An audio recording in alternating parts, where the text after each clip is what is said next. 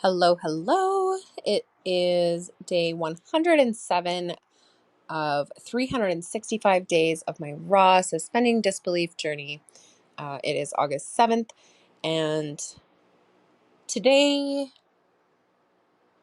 I surprised myself. I know that my energy is intense. I know that I have a lot of it. I know that I outstrip most people in the amount of things I get done and the things that I like. I'm just go, go, go. I'm the Energizer Bunny, all of that. But after a day like yesterday, I really would have assumed, I guess, that today would have been slower. Instead, it was faster. It was more. So really blew my mind how much I was able to just really knock out in a really clear and organized and functional way after having expended so much energy the day before. And I also wanted to say I forgot to include this yesterday, but towards the end of the day yesterday, um, the the signs, the synchronicities were so rapid and so powerful and just so confirming of being in the right place and having done the right thing that day and having everything felt right in the end. At first I was, like my mind was a little blown by what had happened. I was a little uncomfortable with it. I didn't really understand it fully. And so I leaned into it, right? I asked all the questions. I dug into the thought processes, all of it, and just made sure that I felt really comfortable with what had happened and that I didn't feel there were any reparations to be made or I didn't do anything wrong or, anything along those lines. Just so that I could walk away from it with a clear mind and clear conscience. And anyway, so I did do that. I walked away, right? And was able to, like, yeah, 100%, I feel good about this. Everything that was done in the best interests of all. Everything was powerfully aligned and clean and clear energy. And that is really key, at least for me. The way that I practice shamanism is to be responsible to the energy like that. I don't mess around with it. And it's one of the reasons that I'm able to be a clear and powerful channel, that I'm able to be, that I'm able to process and what's the word I'm looking for? I guess channel again, but in an energetic sense instead of like messages, but to channel that energy through me and to create the massive outcomes that I do because I maintain my energetic standards, because I have that clean and clear energy about how I'm doing things, what I'm doing with them, all of that. Anyway, by the end of the night, um, I had really gotten myself to a state of just like total acceptance and awe and, mind blown about everything that had happened. And I, my energy, like, just, I got it back to super, super clear again, filled my cup up like crazy, talked to the people that felt amazing to talk to, all of the things. And right towards the end of the night, I curled up in my Nana's old chair. My Nana passed away last August, right before my birthday. And she was probably my favorite person in the world. And so I got this chair after she passed away, and I love to sit in it. I love to be in it. It just, it's that little reminder of her. And I cuddled up in it with the softest blanket imaginable wrapped around me and my hot tea, and just steeped in the gratitude of what I had been able to do that day, and just really felt it deeply. Like, I really did something incredible today. And I allowed myself to feel the worthiness of that. And I had the realization of, like, wow, I actually just feel worthy of sitting here and feeling this and just being in this blissful state.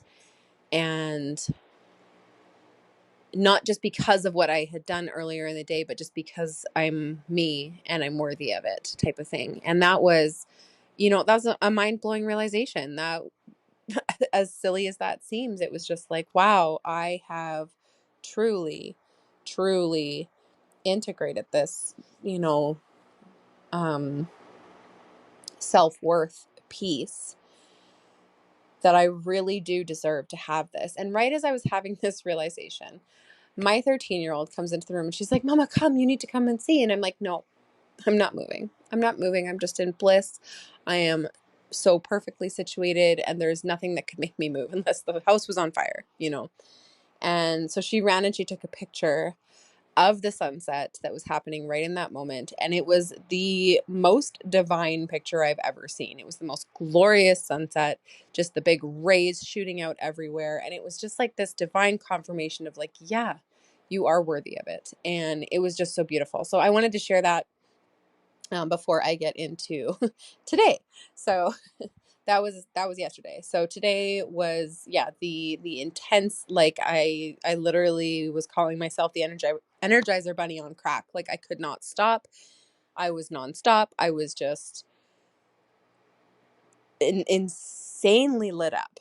And I couldn't believe it after the massive amount of energy that had shifted the day before. So um it was funny though, because all of the women, especially who had been affected by the energetic attack the day before and the day before that, um, you know, everybody else was sort of doing the normal, like, okay, we need some recovery time after this big thing. And I was like beyond even my full bore ahead kind of energy. So I had to rein it in a little bit and be like, oh, I need to give you guys a break. I need to let you slow down a little bit while I, you know, just work on other things. So that was also interesting. It was a matter of like, okay, I want to, you know, powerfully move these women forward, but at the same time, um, you know, learning to work with other people's energetic boundaries and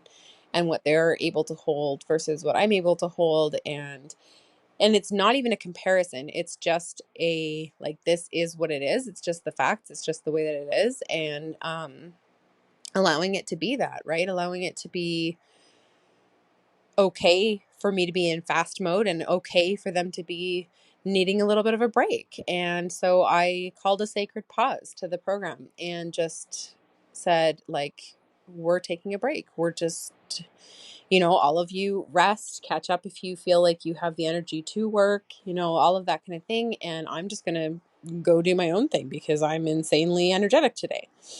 So it was really interesting, and I could not explain it really for the world how I could have been that energetic, that lit up, that on fire the next day after something like that, except for that